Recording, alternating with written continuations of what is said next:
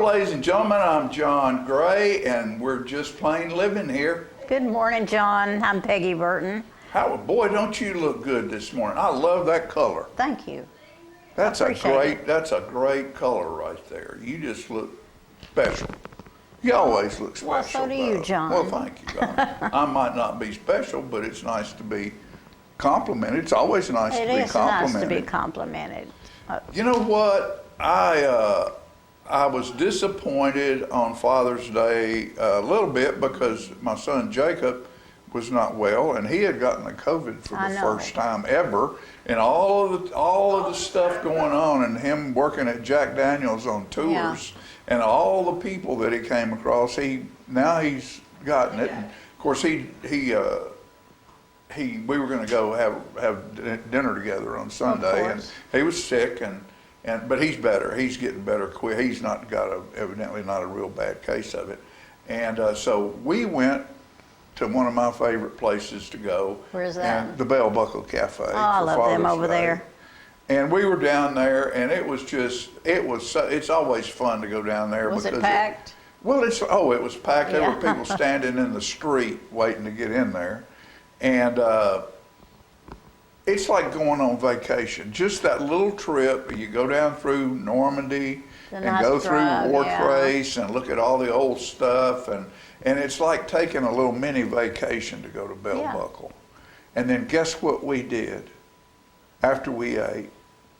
We drove around the corner and spent about 2 hours with the poet laureate of the state of Tennessee, Maggie Britton Vaughn. How is Maggie? Maggie is well? Maggie. Well, honey, I'm just so glad to see y'all. Why hadn't you come?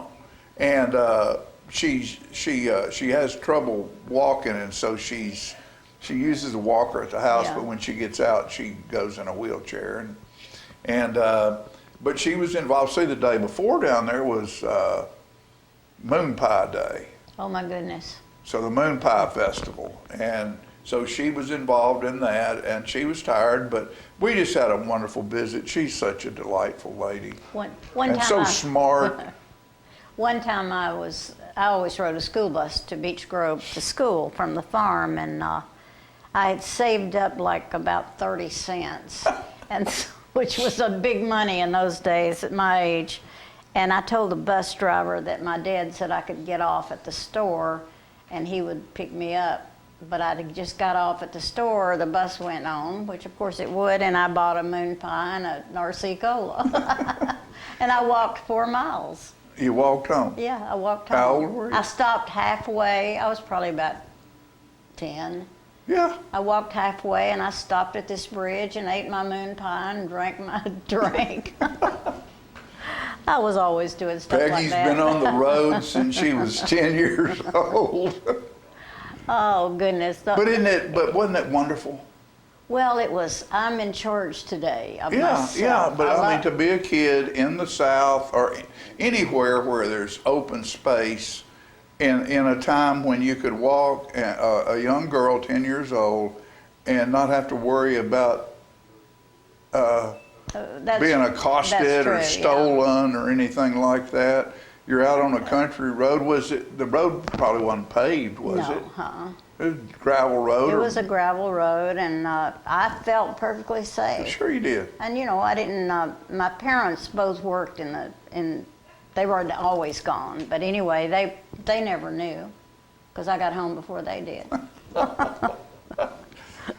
But they put up with me. I bet you, did you ever play sports? I bet you were pretty fast, pretty quick. That's a laugh. Burl Crowell, I don't know if you remember that name. Oh, I know Burl. Well, he was... I knew Burl. He was, when he got out of the military, he was a teacher at Beech Grove, and he had a little basketball team, and I was real short, and he put me on the team. And I was so small I didn't have a suit like everybody else, because in those days you didn't... Nobody furnished anything. I just had, he let me wear wherever I wanted to. But he let me play basketball, and I was terrible. No, I was not good at sports. But I bet you... I was fast. Yeah, that's what I was saying. I bet you were pretty quick. I was pretty and quick. fast. I was. You could probably outrun some old man trying to catch you, couldn't you? Maybe. climb up a tree he Yeah. couldn't climb. But, you know, it it's wonderful. It's hot right now out there, but it's summertime. And what kids get to do in summertime now, I don't know. We used to build a magical world in a field. Oh, yeah, we all did, And I think. at one point I lived on Druid Lane, and there was property on both sides of it where there was, it was a lane in the middle of two fields. Yeah. And there were trees and grass or hay. That's before everybody built houses Yeah, all yeah, over it. yeah. And of course, you have to remember that was back in, let's see, 49. We moved here when I was 2. That'd be 51. It's been a long time. And we would go out in that field and take sticks and stand them up and cut hay and make ourselves a house. a house out of it. And we'd go out there and crawl up in there in the shade. Didn't make any difference how hot it was. And we could be pirates, or we could be cowboys, or when I could anything leave the we house wanted to be. at dawn and come in at supper time, and nobody bothered or worried, I don't think. Well, If they did, they didn't tell me. You're talking about Burl Crowell on Druid Lane. Bill Pack, Sr., lived down the street, and that's when they had Dick and Bob and Billy and Kenny. Jenny and Pat weren't born yet. Yeah. And he was an official referee, as Burl Crowell was a referee for years And a and very years good and one, years. yeah. And so Bill gave Mama a whistle, one of his officials' whistles, and no matter where we were, she'd step outside, come dusky dark, she'd blow that whistle, and we'd know it's time to come home. And we could be half a mile away almost, But but you could hear somehow that hear it whistle. and you'd get home. Well, there wasn't anything there. Right. Wasn't any houses, wasn't any cars. It's, People were lucky if they had one car.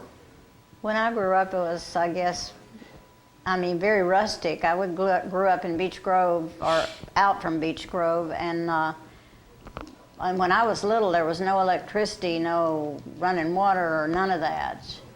And because you had to, a co-op had to form, and people had to say, yes, I'll pay a bill to do this. But anyway, we just took a bath in the creek or whatever in the summer. We loved the summer. Oh, yeah. We'd go down there, and my sister and I, and wash our hair in the creek and watch for the snakes. I don't know. I don't think water, it was. I never felt it was bad. I thought everybody lived like that. No, it wasn't bad. It was a beautiful life, and you just wonder if kids now have an opportunity to be. I remember one time Jacob during Christmas he disappeared, and family was over there, and everybody wanted to do this and do that, and I found him upstairs, and he had all of his stuff up there, and I said, "What are you doing?" And he said, "Well, we have Christmas, and I get all this stuff, and I don't ever get a chance to play with it." Oh. Because there's always something to do, and I just wonder if the kids these days have a chance, if they're not programmed so much that there's something going on that mom and dad have them going to every minute of every day, for them just to lay in the grass and dream. Did you roll down the hill? Oh, heavens, yes. All the way from the top to the bottom? And yes. Get chiggers and you all name it. kinds of them. And turtles would be walking across the yard, and I don't know. It was just wonderful. Yeah, luckily we remember the good about it. There was probably hard times, but at least I do. And when horrible things happen, I notice that eventually the good times come to the surface. Yeah. It's like when you lose. Well, when I lost my husband, that was really sad because he died a tragic death. A horrible disease. And when it was over, I was sad for a while, but then finally I started just remembering the good. Sometimes I just laugh out loud at something he said. And I think that's the magic of recovery in anything. This is a song that I wrote. I used to spend the summer up at my grandmother's, or a month every summer in Oak Ridge, where I was born, and they were one of the first people that got to plant a tree in their yard, because the government was in control of all that housing, little yeah. flat top houses, and they put a willow tree out back, and that's where I love a willow where tree. we did it. Magic happens under a willow tree. And so I wrote this, and I'll see if I can get it. There was a magic place out back of Grandma's house a ways, and all the kids on Phillips Lane would go back there to play. It's where Davy whipped Santa Anna, and Robin's bow rang free. The good guys always won beneath that old willow tree. I love that. And that old willow stands like an ancient southern hymn. Stories told and lessons learned hang on every limb. Imagination's playground, a home for memories that whisper when the wind blows beneath that old willow tree. It's where Uncle Bunch and Grandpa would catch their evening shade, telling tales and laughing till the ice cream was made. Telling stories of the way it was back then, as we rode the threads of time on the yarns they would spin. That's beautiful. That old willow tree, and let's say that each of us have a special place we go to in our mind where life's still pure and simple, and that willow tree is mine. My home for imagination, my home for memories that whisper when the wind blows beneath that old willow tree. Have you made that into a song? It's a song, yeah, it's a song. I love that. I do. I love that. I played under a willow tree. You know, it always comes down, and you get. But that was the only shade in the yard. And fabulous. Grandpa and Uncle Bunch had come in from work, and there were two rocking back, old metal chairs that rocked back and forth. They were like a spring. The frame was like a spring. They fan on the back of them, and they'd get under there and make ice cream in the shade when they'd get home, and we'd like just be under the tree like this, listening. Yeah. I love the trees. I spent a few hours just hanging in a tree. It's hot, and what are you going to eat? You're going to eat fruit. You're going to eat what? You're not going to eat a bunch of heavy stuff because it's just not good. Better to eat light. So this is an invitation. The king of the realm, Lord Lettuce of Head, invites you to the palace at Gardine to join him and his family for the annual springtime event. In attendance will be Prince Thomas Arthur of Tow, or Tomato, Princess Olive of Oil, Prince Tarragon of Vinegar, Princess Parsnip, the Prince Royal of Radish, the Earl of Egg, the Earl of Onion, the Duke Dill of Weed, the Duchess of Damask, the Count of Carrot, the Count Q of Cumber, Viscount Zoo of Keeney, Viscount Mush of Room, the Countess Colby of Cheese, the Countess of Crouton, the Royal Barrister from Beet, and the King's Musketeers, Sir Bit of Bacon, Sir Pine of Nut, Sir Raisin of Gold, Sir Poppy of Seed, Sir Sprout of Bean, and Lady Sprinkle of Spice. Join the Lord of Lettuce for this year's annual Royal Salad. Sounds delicious. With that, we'll be right back after these messages.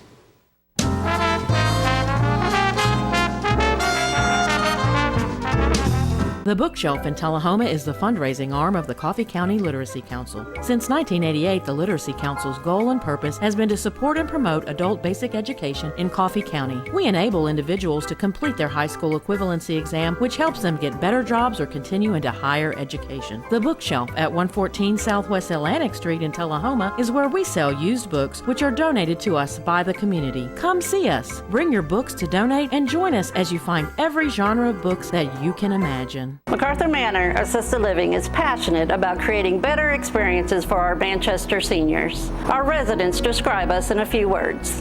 Welcoming. When you walk through the doors at Macarthur Manor, we'll treat you like family. Caring. Through high standards of personalized care, we help residents live life to its fullest. Engaging. With a wide range of life-enriching activities, there is something for everyone at Macarthur Manor. With our residents and staff now vaccinated, call us today to schedule your safe and personalized tour. I had a knee replacement, so they've got me in life care, which I'm very, very thankful for. I couldn't garden, I couldn't do my flower beds, I can't chase my little dogs. I have been in several therapy sessions for knees and back. And that's the best therapist I believe I've ever been to. It's tremendous because I'm able to walk again, but if it wasn't for the care, I wouldn't be where I am.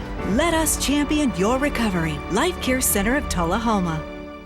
Is this the year you want to get fit? If so, check out just some of the things Tullahoma Parks and Rec has to offer. Kickboxing, aerobics, silver sneakers workouts, swim lessons, boot camp, water aerobics, basketball, Zumba, yoga, pickleball, lap swimming, treadmill, karate. Get fit, Tullahoma, and have some fun with Tullahoma Parks and Rec. The individuals with dementia, those with Parkinson's, those that have maybe mobility issues, need caregivers. Well, those caregivers are 24 hours a day at home, and they never get a rest. And if they have to go to work, they're kind of out of luck. So that's why Trinity came into existence 25 years ago, to allow the caregivers to have a safe center where they could put their loved ones, know they would be well cared for, stimulated, fed good nutritious meals, have activities to their level, and then the caregiver can stop by and pick them up and go on home and have some continuity into their life. Get your news first, fast, and free with your news leader on 6 every Tuesday, Thursday, and Saturday nights at 6, 8, and 10 p.m. Local weather, sports, community calendar events, and a comprehensive look at the latest news stories and news makers as only a video news broadcast can do. Get it first, fast, and free with News Leader on Channel 6, your local information network.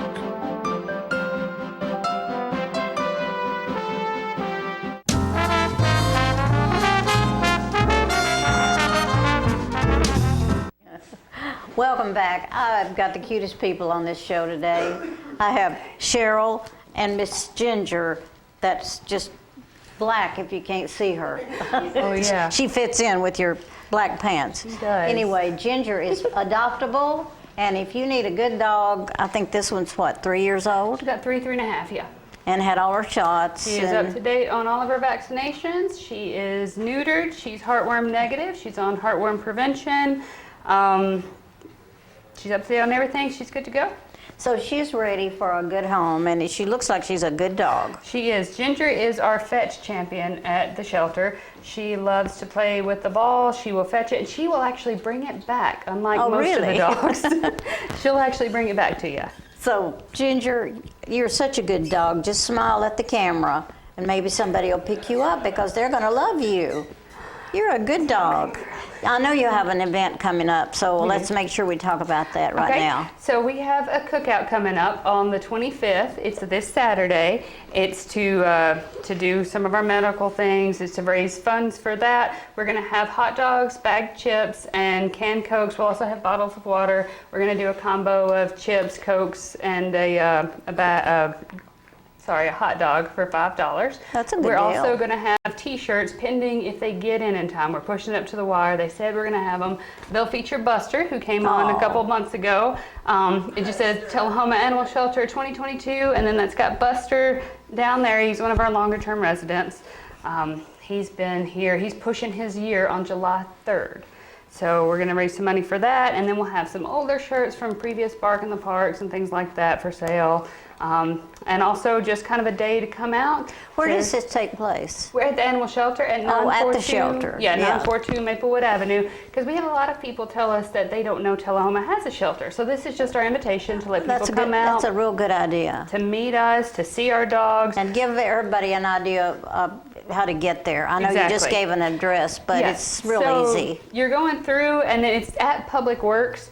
But there is a gate, there's an attendant there, he does know we're having the event, and he just buzzes you back through, and it's no big deal. We're gonna try to hang balloons this time so people know, because we are back there a little ways, but the attendant should just buzz you right back. And you would love to adopt some of the dogs that day, right? We really would. How many have you got right now? Right now, we have 37 at the moment, which is down from what we did have, by a lot. We actually were able to get all of our dogs inside the Yeah, I was shelter now. impressed by that. So we were having to use overflow in the old shelter, but Yeah. now everyone is in the air-conditioned new That's shelter. wonderful. And while we would like to see 6 or 7 open kennels, I'm just thrilled that everyone's That inside everyone's right inside. now. Yes. People that have dogs or are thinking about adopting a dog, some of the tips about taking care of a dog in hot weather.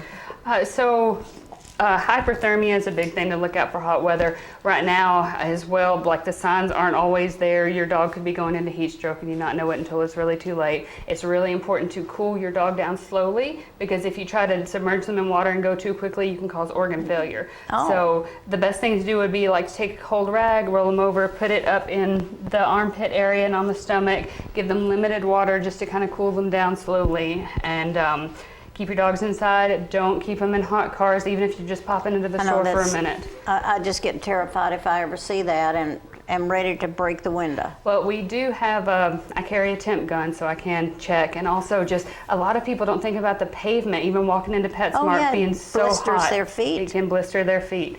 So They need to stay on the grass. on the grass or carry them. Yeah. So, yeah, it's So it's a how lot. old is this dog? Ginger? She's estimated at 3.5. 3.5. Yes.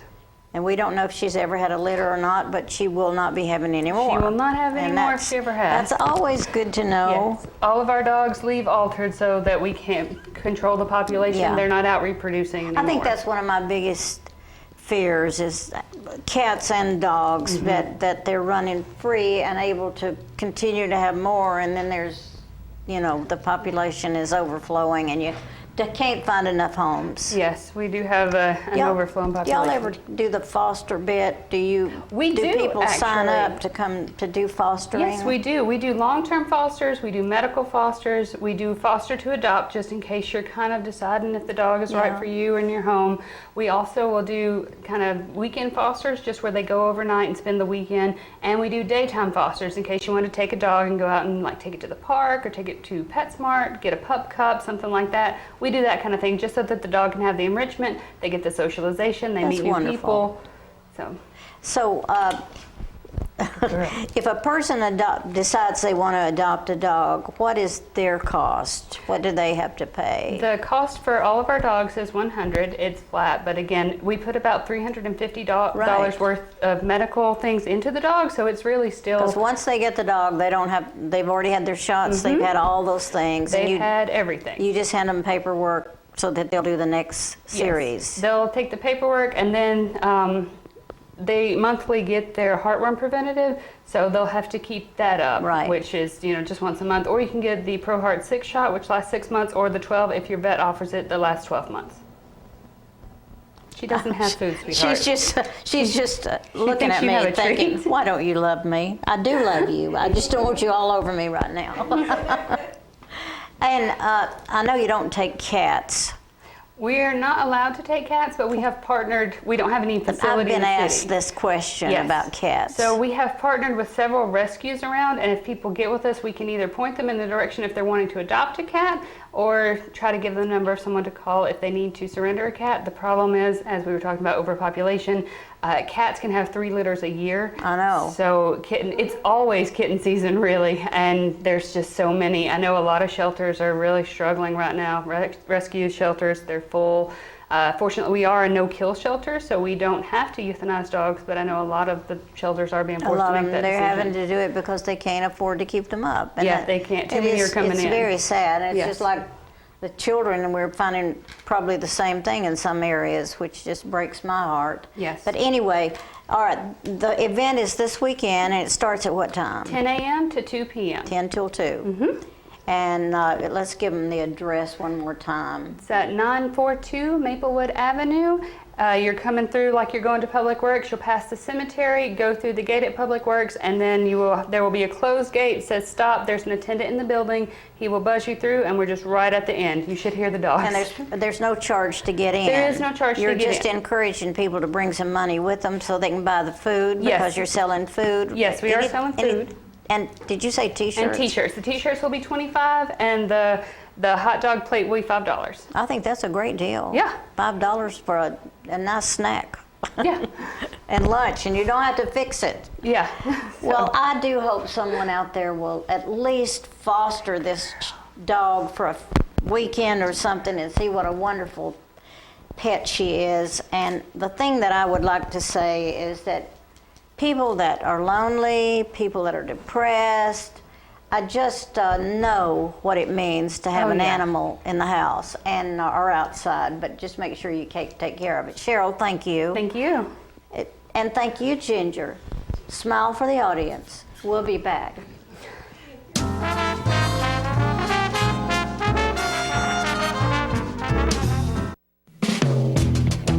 What does caring look like? This is what caring looks like. This is setting an example for others. This is rising to the challenge. This is doing what works. This is doing my part. This is doing your part. Each of us individually. Acting as one. Keeping your distance, no matter how awkward it may seem. This is wearing a mask. Over your nose and mouth. Like we are. Keeping our distance. Each wearing masks. Not under your chin. Not above your head. Not in your hand. But over your nose and mouth. This is listening to the expert. If you'll just wear one of these. Caring makes community. And this is what caring looks like. Until COVID-19 is no longer a threat. Until COVID-19 is no longer a threat. Until COVID-19 is no longer a threat.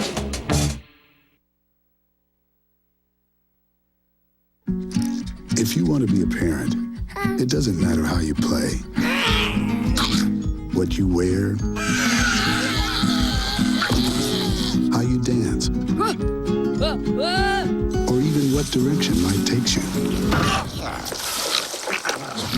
You just need to be there. You don't have to be perfect to be a perfect parent. Thousands of teens in foster care don't need perfection. They just need you. I feel like we're safe at Parkview. There's somebody on staff all the time. So if you need help, help is there. We are surrounded with people that are looking after us and taking care of us.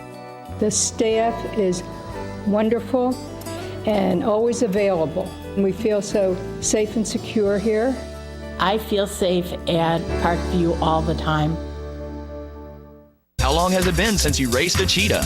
Are your tornado creating skills getting rusty? Tired of being the only one in your neighborhood who hasn't built a dinosaur? Sounds like it's time to visit the Hands-On Science Center. The Hands-On Science Center is an indoor science playground. In this museum, please touch is the rule. Join us for weekly science demonstrations on space, lasers, lizards, rocks, and a whole lot more. No two visits are ever the same, so visit often to see our ever-changing exhibits and demonstrations. The Hands-On Science Center, 101 Mitchell Boulevard in Tullahoma. Get your news first, fast, and free with your news leader on 6 every Tuesday, Thursday, and Saturday nights at 6, 8, and 10 p.m. Local weather, sports, community calendar events, and a comprehensive look at the latest news stories and news makers as only a video news broadcast can do. Get it first, fast, and free with News Leader on Channel 6, your local information network.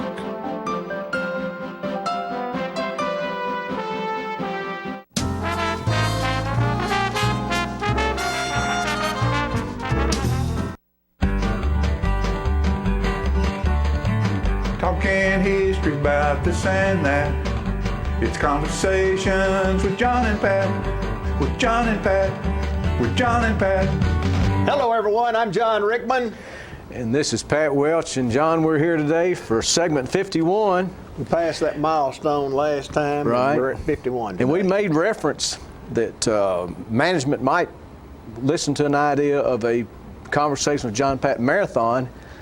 And we've been informed that that's probably going to be a possibility when we get a little bit more free time for production and management to work it out. But my feeling is it'll be somewhere where there's a lull. You know, there's not much going on, and they have to have a fill-in. Well, there's nothing like having a lull that you can fill in with something spectacular.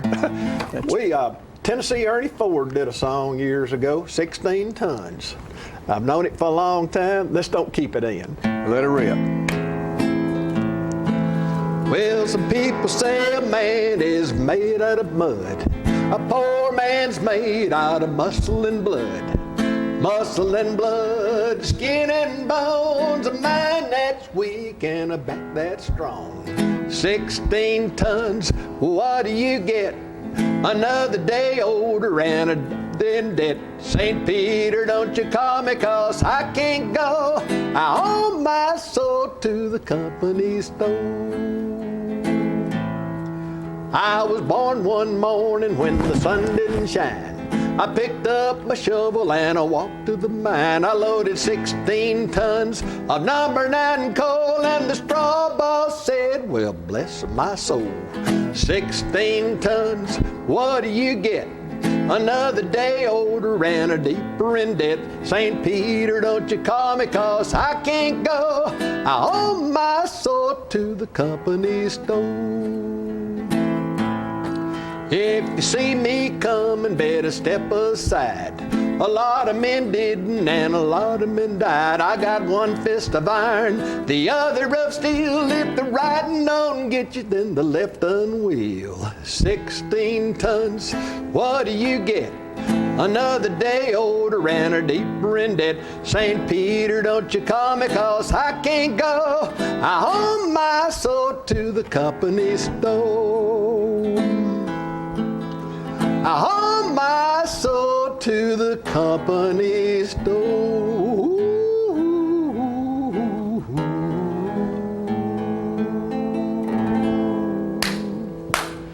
Wow. You know, I dedicate that song to Charles Maddle. And you remember Tom Kaywood, who lived in Tullahoma until recently? They were both from up in Kentucky and came from that coal mining country.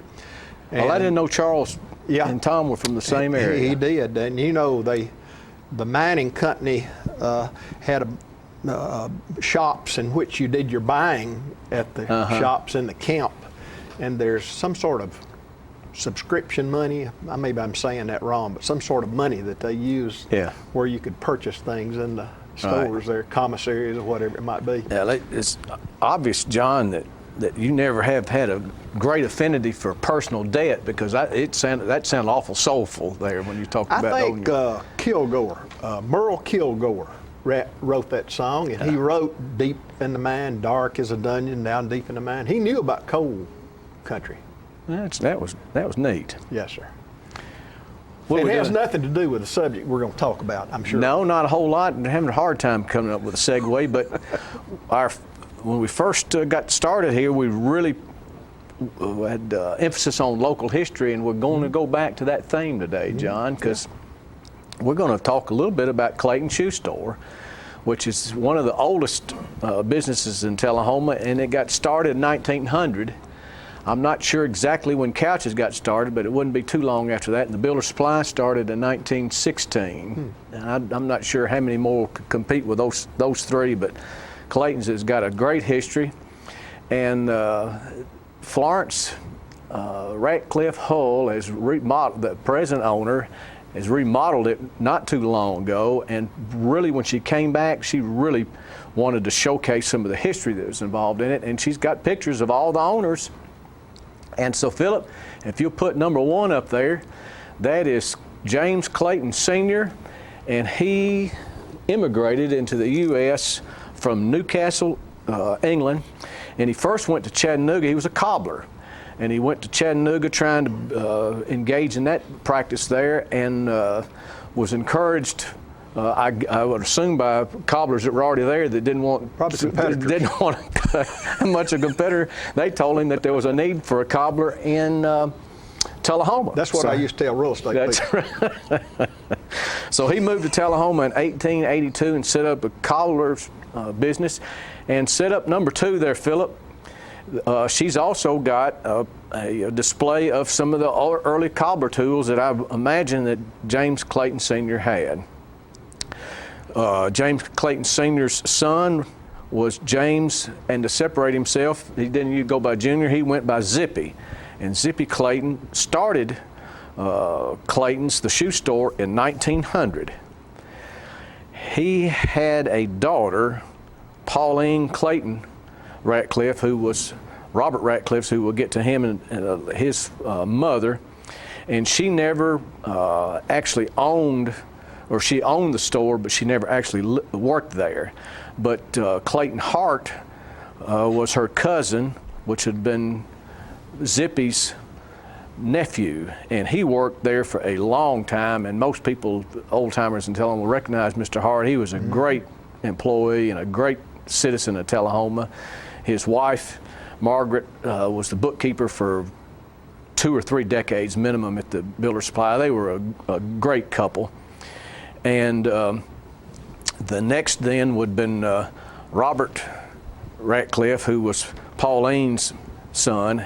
He came back. I get a smile on my face when I see him. And Robert was such a great person in Tullahoma, and we've had several stories about him, primarily on his stewardship of golf balls. And good finances. Yeah, that's correct. He would have given you a soulful rendition of that working for the company store too. Especially when it came to indebtedness to the company store. He would tape up his own tees, wouldn't he, when he'd break a tee at the tee box? He had 2 bags in his golf cart, one of completely good shaped tees and one of chipped that would still hold the ball up. But he was a character, but he was a great man. And then following Clayton, and there's Robert's, not many people knew much about this, but Robert served in World War II, and like soldiers that really saw a lot of combat in World War II, he didn't like to talk about it. But he went all the way up through, starting, I believe, at Sicily. After we got good control of North Africa, then we invaded Sicily and Italy and started working up. And Robert saw plenty of combat there, and it wasn't until almost till just previous to his death that he was able to even talk about it. And that brings us to his daughter, Florence, who became the owner in 1978 and is presently owns it. And I would encourage anybody that likes local history to stop in over there and see it, because she's got pictures of way back in, I believe, maybe the 30s of the shop, and she's remodeled it to try to have the same layout and so forth as they had then. It's really interesting. I apologize that whoever took that picture had the top of your head chopped off. Yeah, that's right. That Florence, before you go out seeking that man, it may have been me. Oh, me. Oh, me. It's the Harton, the Ratcliffe and Florence and that group. Right. That group of people you mentioned. Right. Fabulous people. That's what made America great. That's right. Robert's mother, Pauline Clayton Ratcliffe, she actually lived in her husband, Mr. Ratcliffe, they lived in Selma, Alabama. And when Robert been in high school, which had been the mid-30s, I believe, they felt like our school system here was better than theirs, and they sent him to live with his uncle. Still is. And that's right. That's exactly right. And that was the house next door to the Hartons. So when Robert married Alice Harton, that was a marriage that came from 2 neighbors. Well, yeah. Hey, we're getting a signal. Getting a signal that it's over. Well, but it's been so much fun. That's right. Back to local history. Segment 51 is in the books, and we hope to soon be back for segment 52, John. Yes, sir. Thanks, everybody, and thank management for this possibility of the marathon taking place.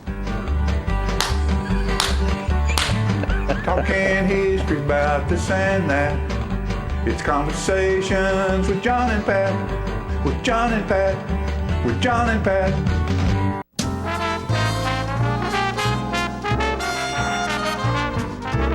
Clayton's has been Tullahoma's shoe store for over 120 years, and Florence Hall continues that tradition today. We're the only shoe store in town that starts with measuring your foot to make sure you get the perfect fit in a quality shoe. That includes narrow through wide widths for men, women, and children. Clayton Shoes, the family shoe store you'll love. We're gonna fit your style. We're gonna make you smile. Service and quality at Clayton Shoe Store. We're gonna fit your style. My husband was diagnosed with a spinal infection. He lost his ability to swallow and the movement of his legs. I couldn't turn over in bed. I couldn't walk. I couldn't eat. They were just wonderful in the treatment and care they gave my husband. I regained my mobility where I was able to go home. It is miraculous. Let us champion your recovery. Life Care Center of Tullahoma. Get your news first, fast, and free with your news leader on 6 every Tuesday, Thursday, and Saturday nights at 6, 8, and 10 p.m. Local weather, sports, community calendar events, and a comprehensive look at the latest news stories and news makers as only a video news broadcast can do. Get it first, fast, and free with News Leader on Channel 6, your local information network.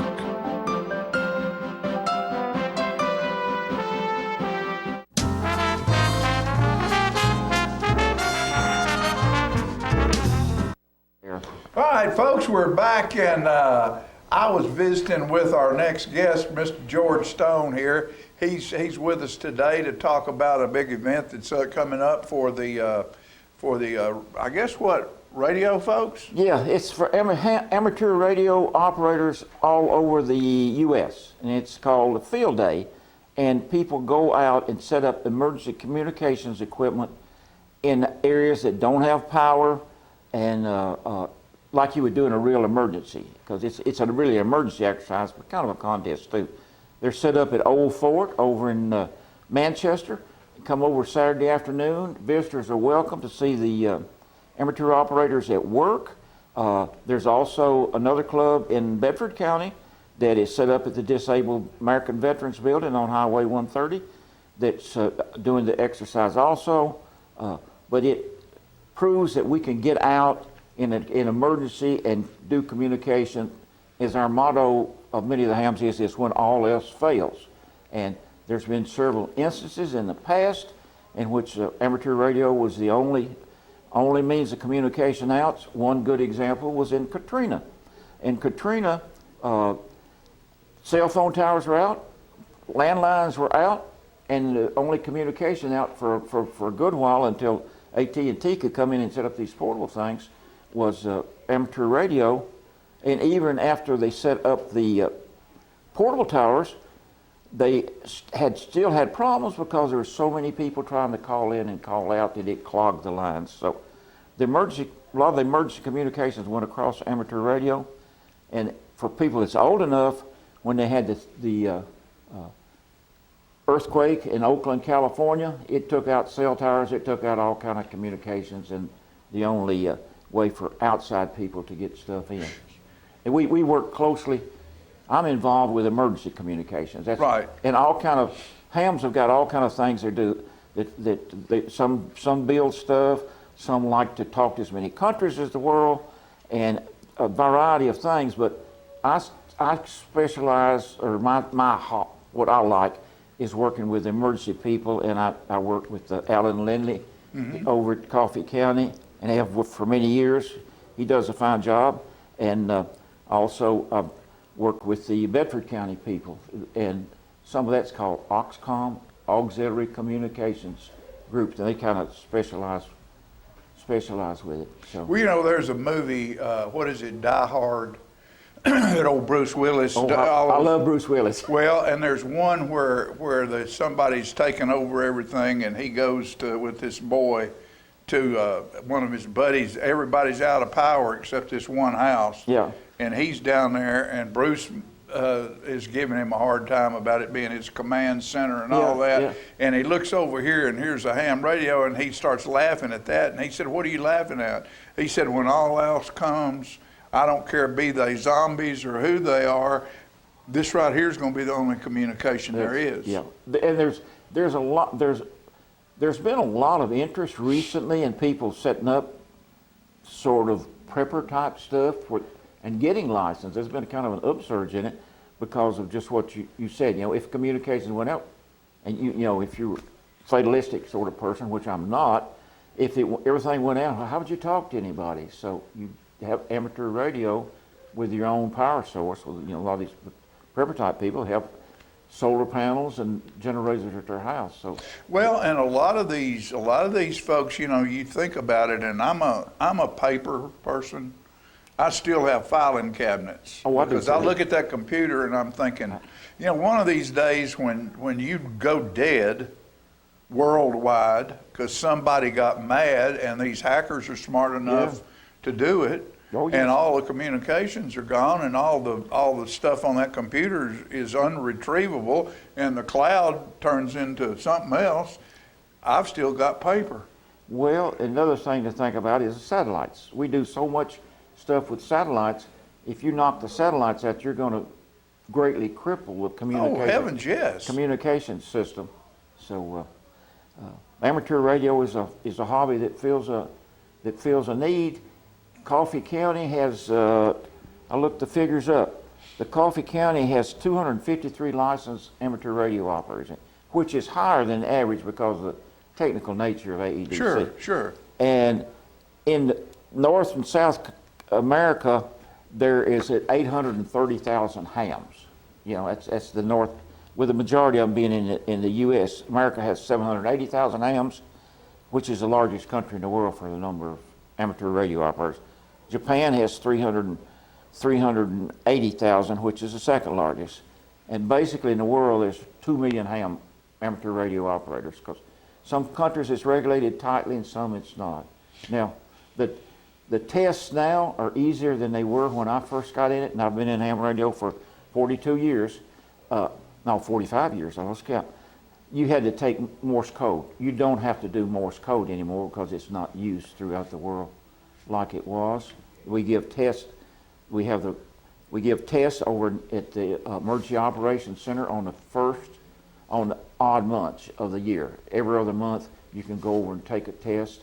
The Middle Tennessee Amateur Radio Society, which I belong to, meets here in Tullahoma at the First Presbyterian Church on the second Thursday of the month. Anybody's welcome to come over and look and see what it looks like, and we do a little preparation, technical things for the people who want to learn. Plus, they can go on the internet and practice on there. There's some very good websites to practice for your thing.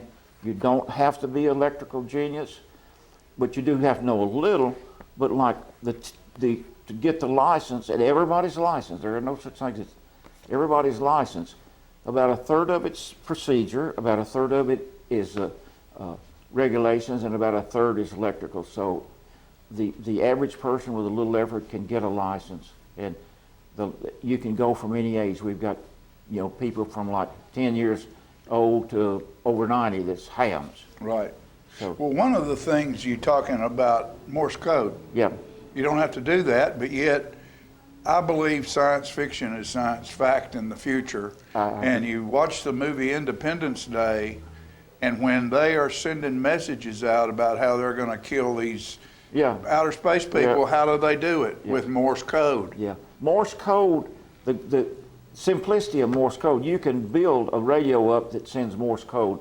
That's the easiest one to build. So if you had to construct one, now the more complicated stuff like the voice and stuff. Right. So no, from the least amount of materials you can make a Morse.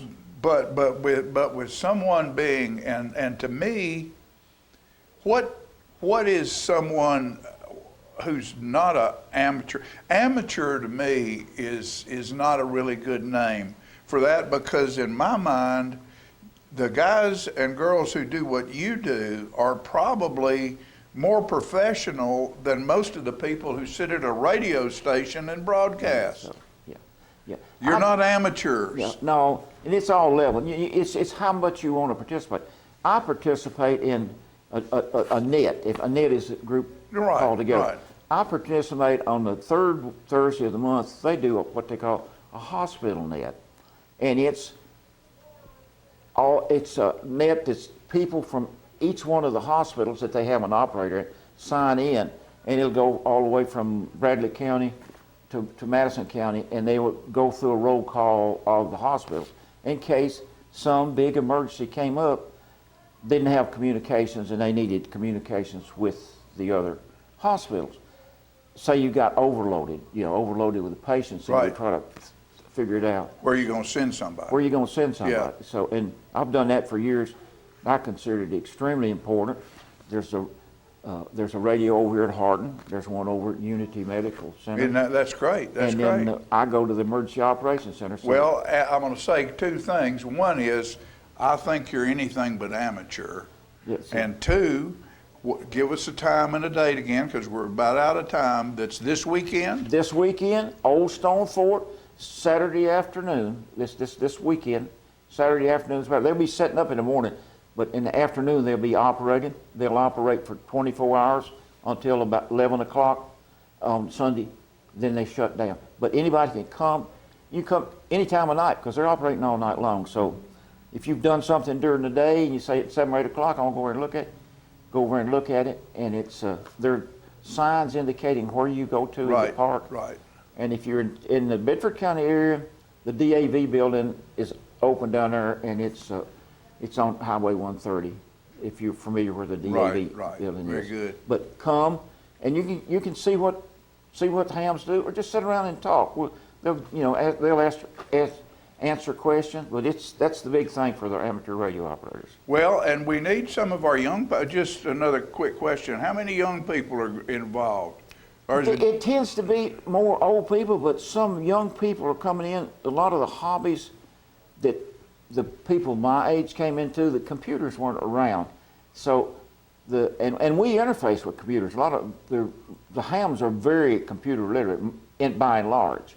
But the thing for the kids now is more computer, but that still works with it. We have computer interfaces with our radio when we You talk know over. what? Everybody goes out and buys music, downloads music one song at a time. Yeah. But you know what the biggest thing in music is right now?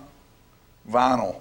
Oh, These yes. kids are buying vinyl. So when instead of doing all of this, think of these guys like George here as the vinyl record of communication. They can teach you how to do it in a way that can't be taken away from you. Or any complicated ways you want. We got it always. Yep. There you go. And before you go, some of the famous operators were Bear Goldwater. He was a big ham. Several of the country music people in Nashville have been hams. Chet Atkins was a big ham. Ronnie Millsaps was a ham. So there's a lot of people around. A lot of the musicians like it. Right. Because they're familiar with the equipment and stuff like that. That's right. In the old days, a good musician made a good code operator. Yeah, They understood sound. Right. So, George, thanks very much for coming and sharing this information with us. And go check these guys out and girls. And you young folks, learn some of this stuff that takes a little bit more than what you're already doing. Because someday when that phone doesn't work, you need zombies or not, you need to have communication. Yeah, and First Presbyterian Church, the second Thursday of the month, 6:30. You're more than welcome to come by and see us. All right, George. Thank you, buddy. Thank you. We'll be right back after these messages.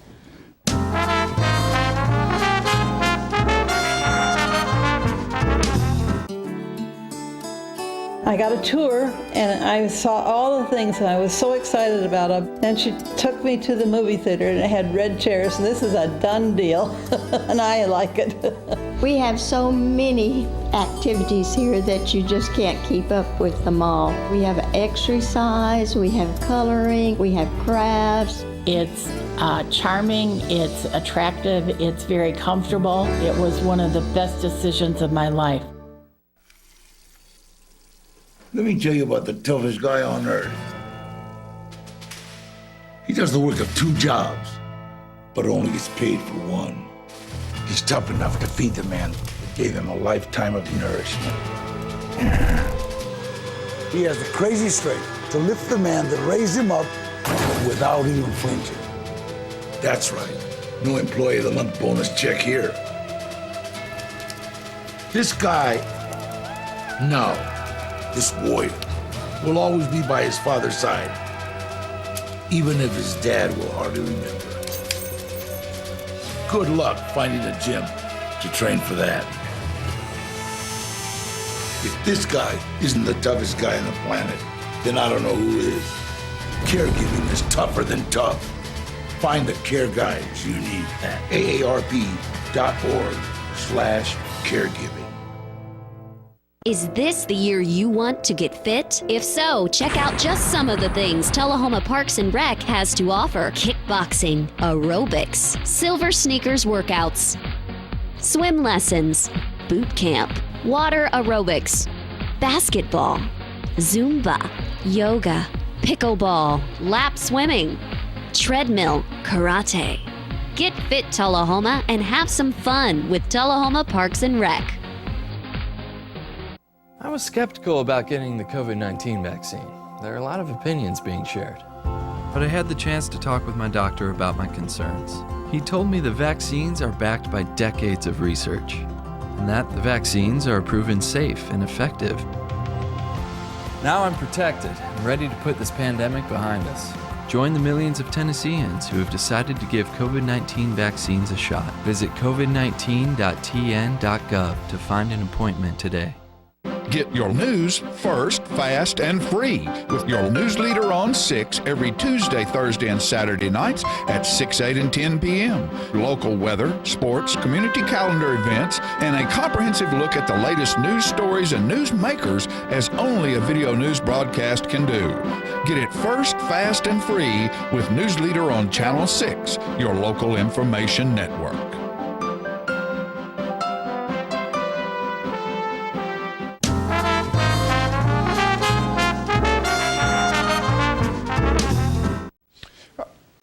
All right, ladies and gentlemen, this past weekend we had our Juneteenth celebration here in Tullahoma. We had Royce Massengale and Jamie Moorhead on the show a couple of times to promote that. It was at CD Stamps, and a great turnout, a great event. And now we're going to bring you Speaker James Crutchfield from the Juneteenth celebration. Pastor Reverend James Crutchfield, please come to the stage, my man. Y'all give him a hand clap.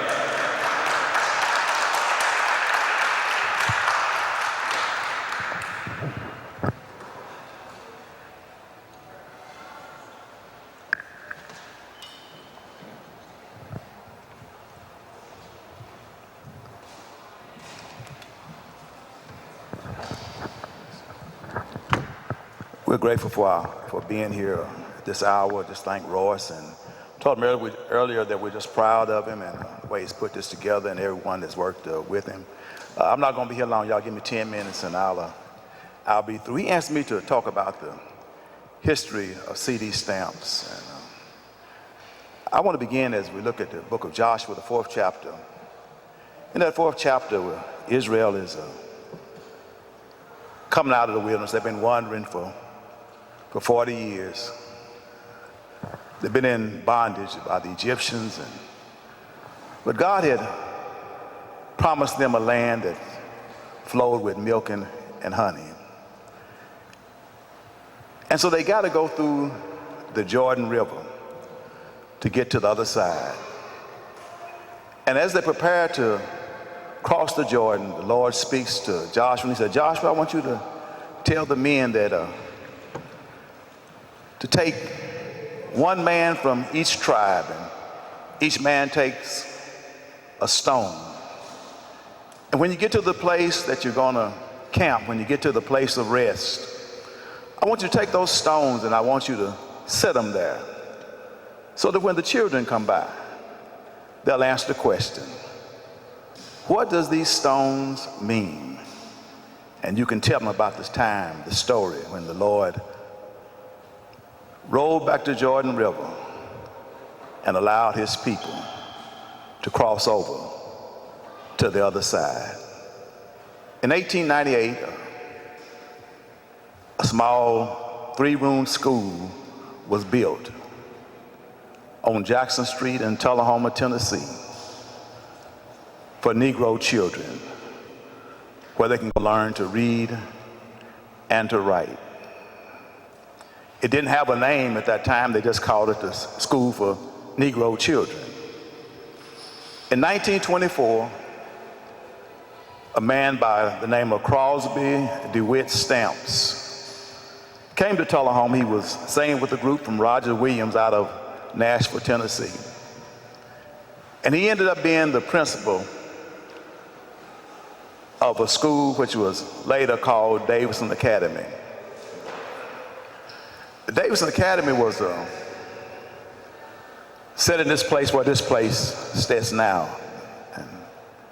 And it served the community for many years.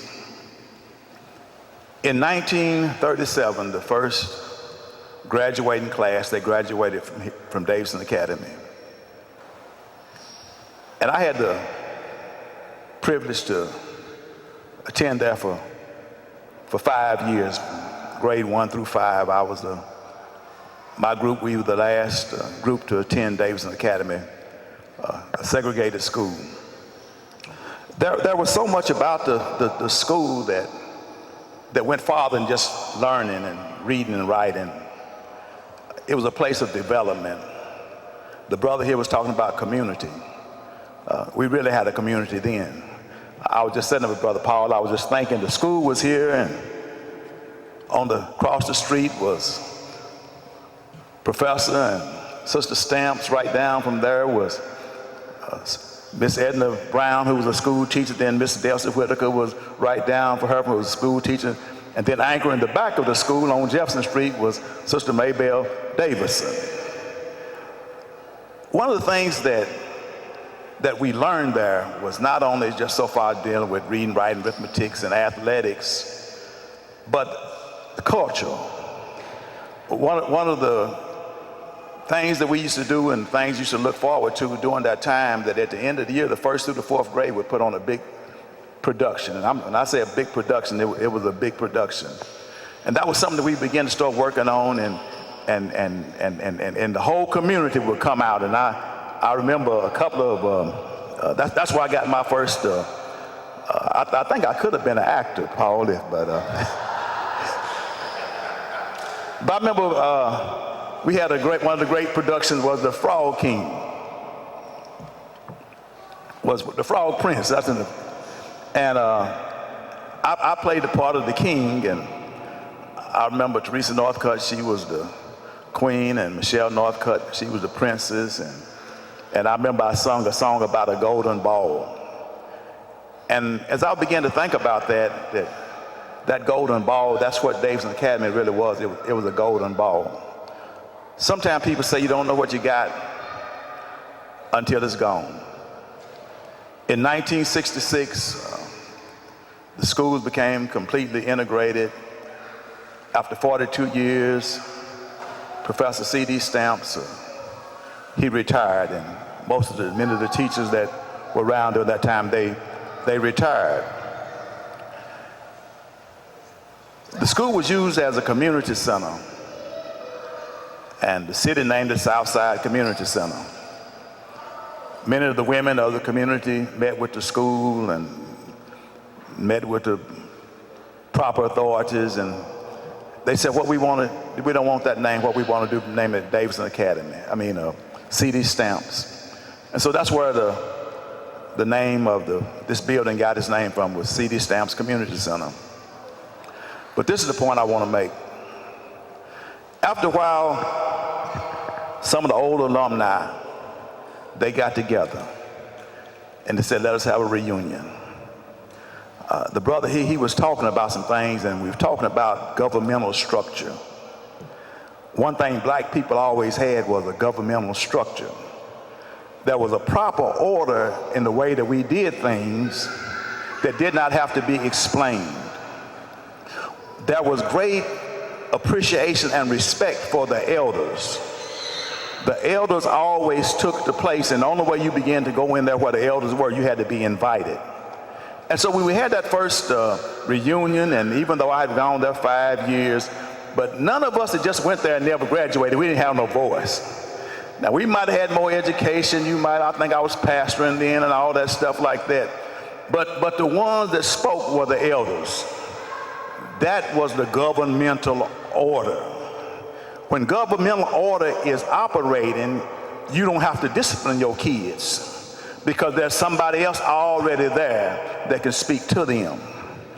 This was one of the unique things that I missed and that we saw disappear when integration came in the school system.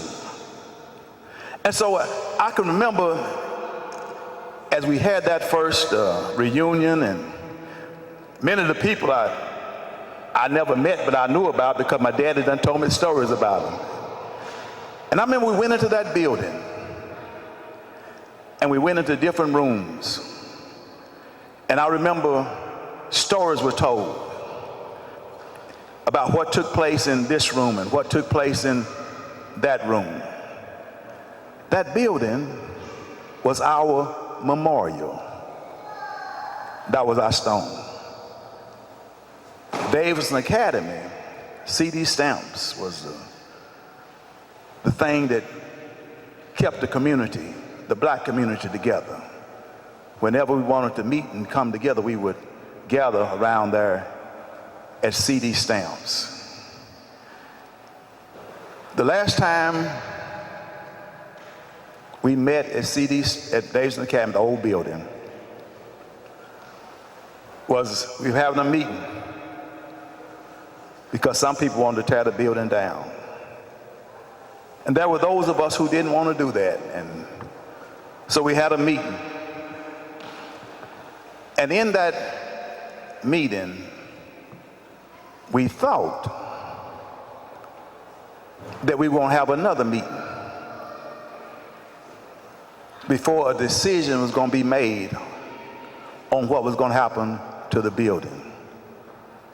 And a couple of days after that meeting, I got a phone call. And they said, you know something? They're tearing the building down. They're tearing the building down. Your memorial is being torn down. Oh yeah, they built another building, but I can't look around and see the stage where we used to have our plays at. I can't walk in the room where my daddy said that's where I used to have chemistry class at. It's a dangerous thing when folks start tearing your memorial down. Because when you cannot relate to the generations that's coming behind you, when you cannot tell them the story of the struggle that CD stamps had, trying to keep the doors open, trying to make sure that the classes and that the school and everything was in order so that you could have a 12th grade so you can graduate. It's a dangerous thing when you don't know your history. Joshua, tell every man from each tribe, not just one tribe, to bring a great boulder and say this was it. But every tribe bring a stone that represents you. And that's why we're here today. We can say a whole lot of things, but the truth of the matter is that there are some things that have been deliberately torn down. Now, I'm not scared. Whenever you go to a meeting and the things of the meeting, we're going to come and make the decision on another meeting, but after that meeting, the 4 days, they boom, start tearing it down and don't do nothing with it for a long time. That ought to tell you something. It's important for us, as I think it was alluded to go back to the old landmark. Say, go back to the way it used to be. Go back to true community, how the family used to be.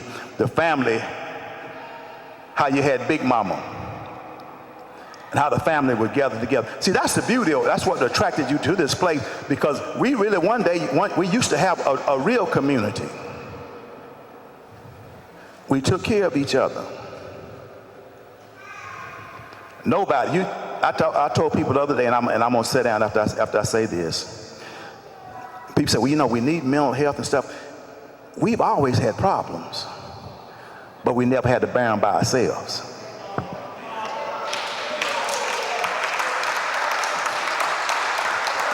We always had a struggle, but we never struggled by ourselves. Before welfare came, we learned to take care of each one another. If your neighbor had it, you had it.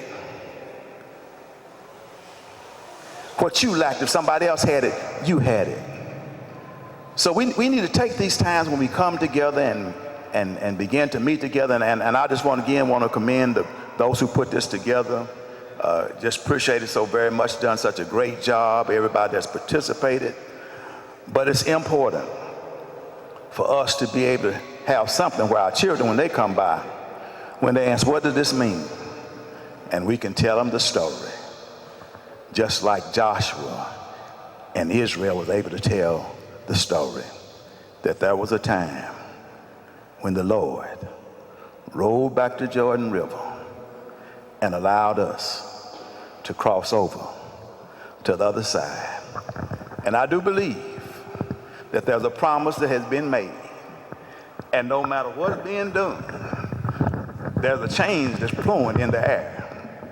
And we have a God that is able to roll back the Jordan.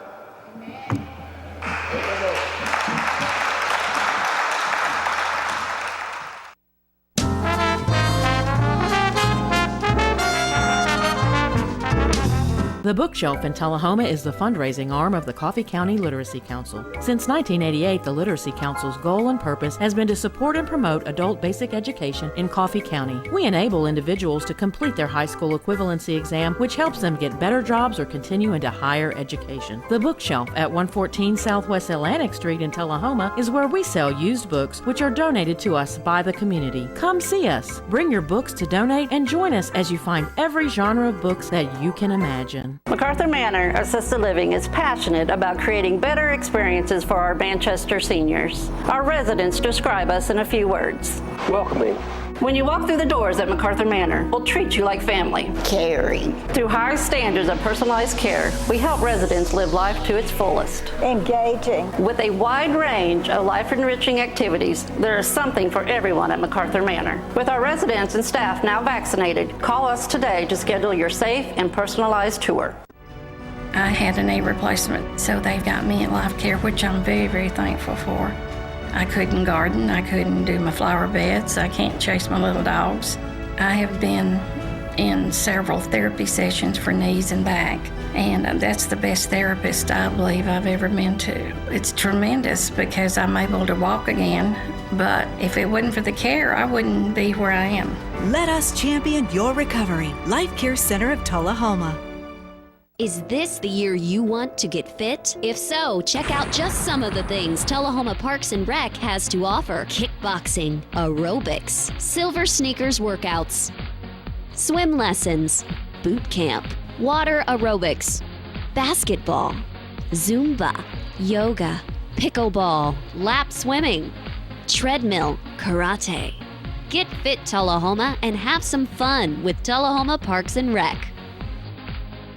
The individuals with dementia, those with Parkinson's, those that have maybe mobility issues, need caregivers. Well, those caregivers are 24 hours a day at home, and they never get a rest. And if they have to go to work, they're kind of out of luck.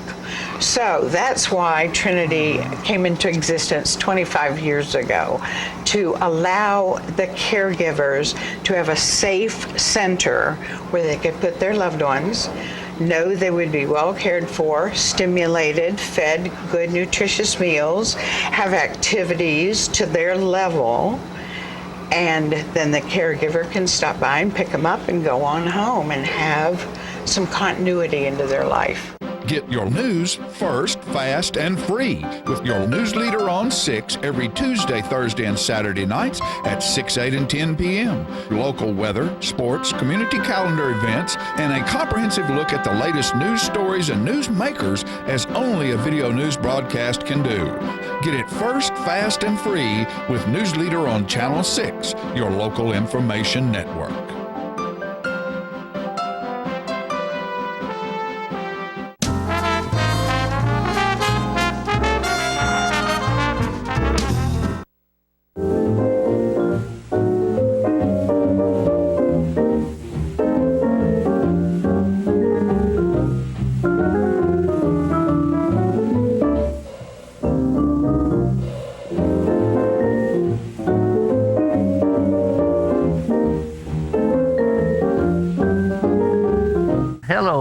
there again, everybody.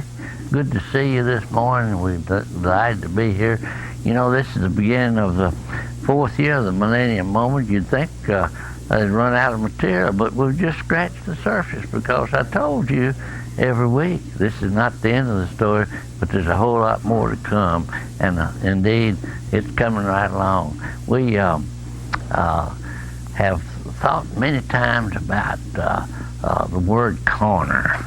You know, you ever find yourself in a corner someplace and, hey, it's right over in the corner, pick it up, or you got to put a stamp on the upper right-hand corner of your envelope before you mail it, and the old railroad story is that, hey, Nellie, head for the roundhouse, Nellie, the brakeman can't corner you there.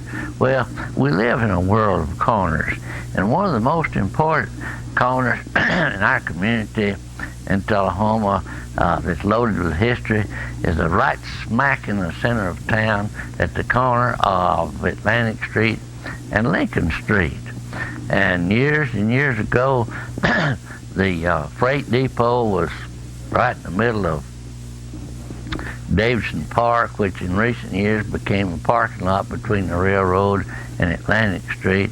But that corner has always been filled with a lot of interesting activity and very historic part, because that corner is at the corner of the widest street in the world, as reported by Robert Ripley in his 1934 column in the newspaper.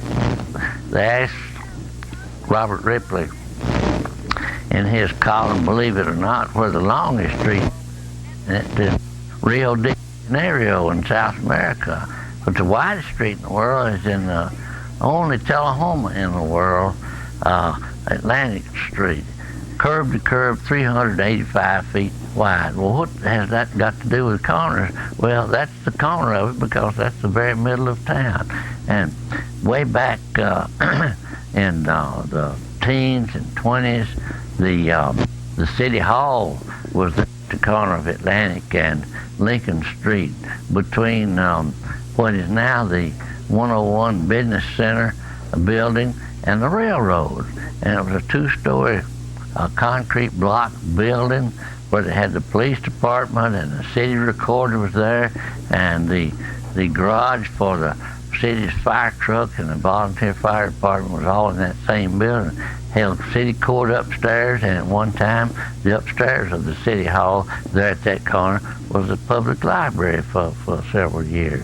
But that played a very important part in our community, and many people would say, where are we going to meet before we go to show or go shop? We meet at the corner of Atlantic and Lincoln Street. Diagonally across from the City Hall was the famous Taylor Drug Store that is now the home for the Veranda Motel Hotel at the corner of Atlantic and Lincoln Street. Now, across the street from the Veranda, or the old Taylor's Drug Store, was the Traders National Bank for many years, and the town clock was there hanging on the very corner of the Traders National Bank building. Upstairs, there was a dentist, Dr. Graham, had his dental office up there, and there was attorneys up there, and then the Taylor's Pharmacy, though, was the spot for social life and people to gather. They had a soda fountain in there, and sandwiches and eatery and sold papers and magazines, and everything was right there. Very important corner in all of our lives. And I'd like to continue this with other corners in the immediate future, but right now, this is not the end of the story, but there's a lot more to come, and we hope all of you have a real good day.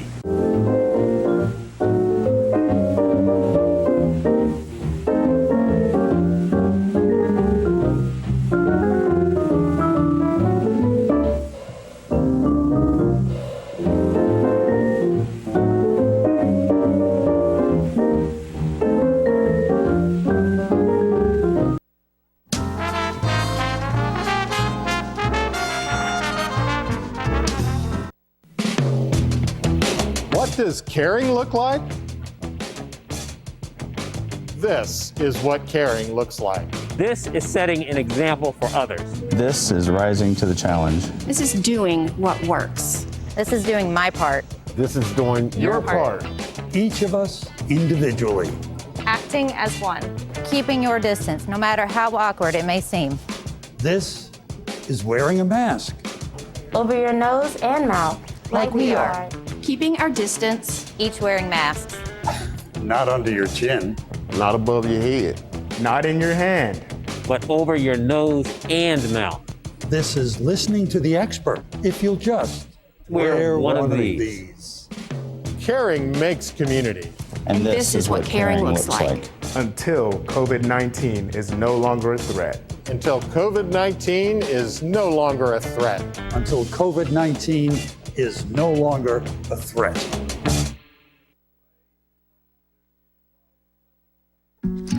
If you want to be a parent, it doesn't matter how you play, what you wear, how you dance, or even what direction life takes you. You just need to be there. You don't have to be perfect to be a perfect parent. Thousands of teens in foster care don't need perfection. They just need you. I feel like we're safe at Parkview. There's somebody on staff all the time. So if you need help, help is there. We are surrounded with people that are looking after us and taking care of us. The staff is wonderful and always available. We feel so safe and secure here. I feel safe at Parkview all the time. How long has it been since you raced a cheetah?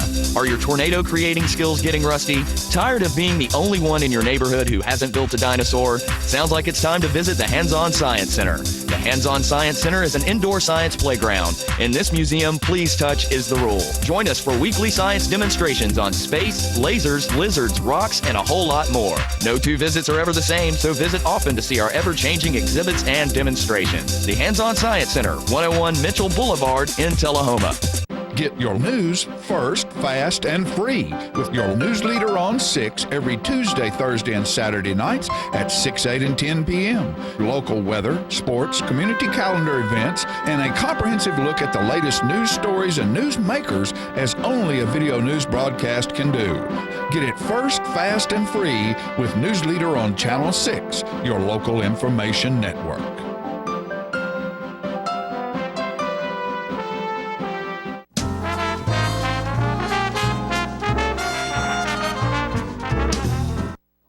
I want to mention something. Hey, what? All right. You're not going to take us dancing, No, are you? I'm taking you dancing again, and I want people to get off the couch and go down to South Jackson Civic Center Thursday night at 6:30 to the Annex, which is by the office in the back, and Valerie Lawrence is doing ballroom dance classes. For the next 2 weeks, it's Foxtrot. Then after that, there'll be a week off, and she'll start doing swing. You're pretty foxy. You know how to do the foxtrot? Yeah. Man and a woman need to know how to foxtrot. It is, I'll tell you what, it's such great exercise because it causes you to lift your body and stand up straight and to walk without falling over, and it's just really good for you. Yes, it is. Yes, it is. So get out there and dance. You don't even have to have a partner. I don't have a partner all the time in my life. No, you look at all this stuff y'all laugh about and all the little baby on the internet dancing. Everybody, all you need to do to dance is just dance. You don't need a partner. You don't even need any music. We all have music in our head, the music of life. It's important to dance. What is the song that Garth Brooks wrote? The Dance. I would have missed the dance if I had not have done certain one of things. his favorite songs, I like one of that. his great songs. And speaking about the music of life, and you don't need a partner to dance. The music of life. If you haven't ever seen the movie August Rush, go find August Rush and watch it. And it is a absolutely beautiful movie about a young man who's a genius, who at the beginning, when the thing opens up, you hear all this music and you see a wheat field and the wheat's blowing, and it comes in, close up, close up, close up, close up, and there's about a 7-year-old out there directing the wheel. Oh, sweet. And that's August Rush. I love that, yeah. Great movie about the sounds of life. Sounds of when life. he goes to the city, he's hunting for his mom and dad. He lives in an orphanage and he escapes. And he's walking near the railroad and he hears the click, clack, click, clack, click, clack. And it becomes part of the symphony in his mind that Right. he ends up writing as about a 10-year-old. That's beautiful. And the Yeah. August Rush, beautiful, beautiful movie. That's I'd my like to tip see for it. this Your weekend. tip for this weekend. Yeah. Well, what's up with you this For me? weekend? Oh, I'm are you going cat wrangling. Cat right. I love I your don't new know cat. what we're going to be You doing gotta this get weekend. a picture. Bring There's a picture so much of your to cat. do around here. There is no telling, but I guarantee it's going to be fun. Hey, we went real quick. We went over to Sonny's on Friday night. I wanted to ask and you heard about that. The Cookie Time Jazz Quartet. And they were fabulous. And they were outstanding. Go to Sonny's in Deckard. Great barbecue, great music, and it's just chill. We'll see you next time. Thank you.